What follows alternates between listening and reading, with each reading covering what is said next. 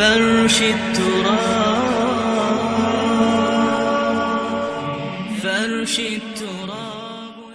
تو اللہ تعالیٰ نے مختلف انبیاء کرام علیہ السلام کو جو شان عطا فرمائی. حضرت آدم علیہ السلام کو مسجود ملائکہ بنایا کہ فرشتوں نے آپ کو سجدہ کیا. فرشتوں نے آپ کی بارگاہ میں سجدہ کیا. وہ سجدہ تعظیمی تھا. ایک ہوتا ہے سجدہ عبادت اور ایک ہوتا ہے سجدہ تعظیمی.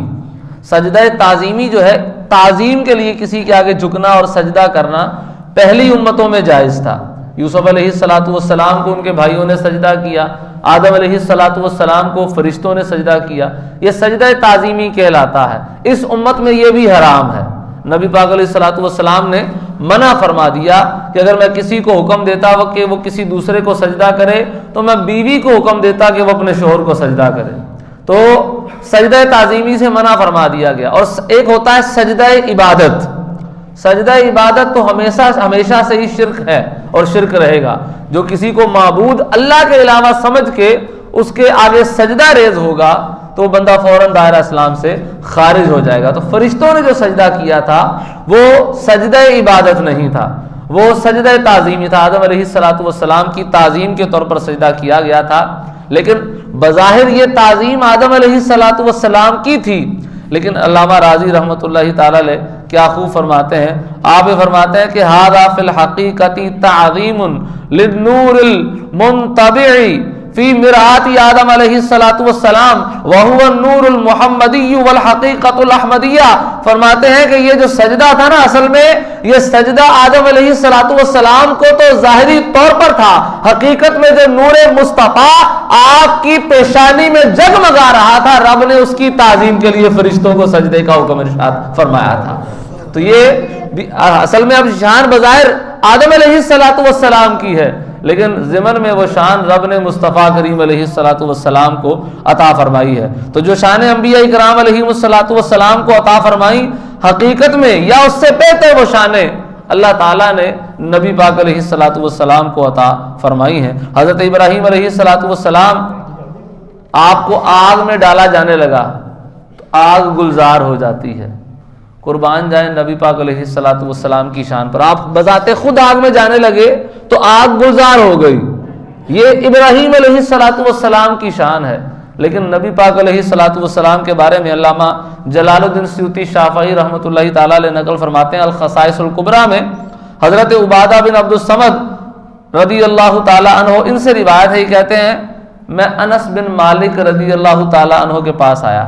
انس بن مالک کون ہے؟ جنہوں نے 10 سال کم و بیش نبی پاک علیہ السلام کی خدمت کی, اور چھوٹی عمر سے لے کر کافی بڑی عمر تک آپ کی بارگاہ میں رہے, اور نبی پاک علیہ السلام کی بارگاہ سے بہت ساری دعائیں بھی حاصل کی.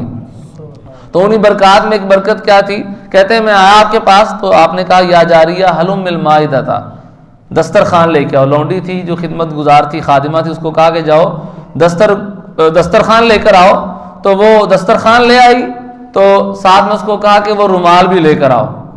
اب ایک رومال وہ لے کر آئی تو اس رومال میں بظاہر میل کچیل نظر آ رہا تھا, وہ گندا ہوا تھا وہ رومال.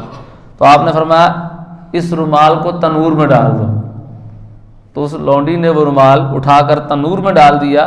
تو جب وہ رومال تنور میں ڈال کر وہاں سے نکالا گیا تو وہ راوی کہتے ہیں کہ وہ ایسا سفید تھا جیسے دودھ ہوتا ہے, دودھ کے کلر کی طرح وہ سفید ہو گیا تھا. حالانکہ اس رومال کو جل جانا چاہیے تھا.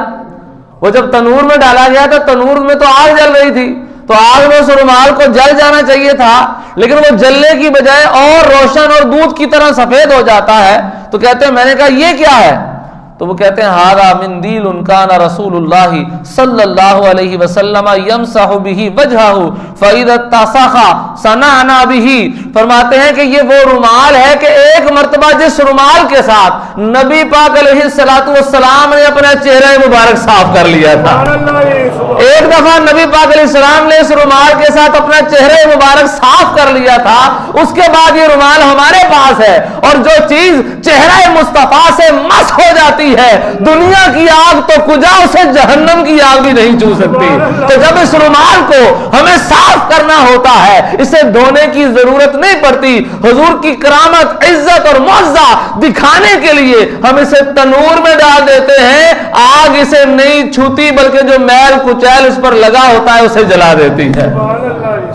तो इब्राहीम अलैहिस्सलाम को रब ने ये शान अता फरमाई कि आग आप पर गुलजार हो गई, लेकिन कुर्बान जाए नबी पाक अलैहिस्सलाम की शान वो शान है कि आग उनकी जात पर हराम हुई, जात पर गुलजार हुई। तो जो चीज नबी पाक अलैहिस्सलाम की जात नहीं, आपकी जात से मस होकर, आपकी जात से मस होकर जिस चीज को फजीलत मिल जाए, अल्लाह ताला उस चीज पर भी आग को गुलजार फरमा देता है। उनकी जात पर आग गुलजार हुई, और यहां नबी पाक अलैहिस्सलाम के चेहरे अक़दस से जो चीज मस हुई, रब ताला ने उस पर भी आग को गुलजार फरमा दिया। तो ये नबी पाक अलैहिस्सलाम की शानो अजमत है कि दीगर अंबिया इकराम अलैहिमुस्सलाम को जो शान अता फरमाई है, फर्दन फर्दन नबी पाक अलैहिस्सलाम को उसकी मिसल या उससे बेहतर और आला शान अता फरमाई।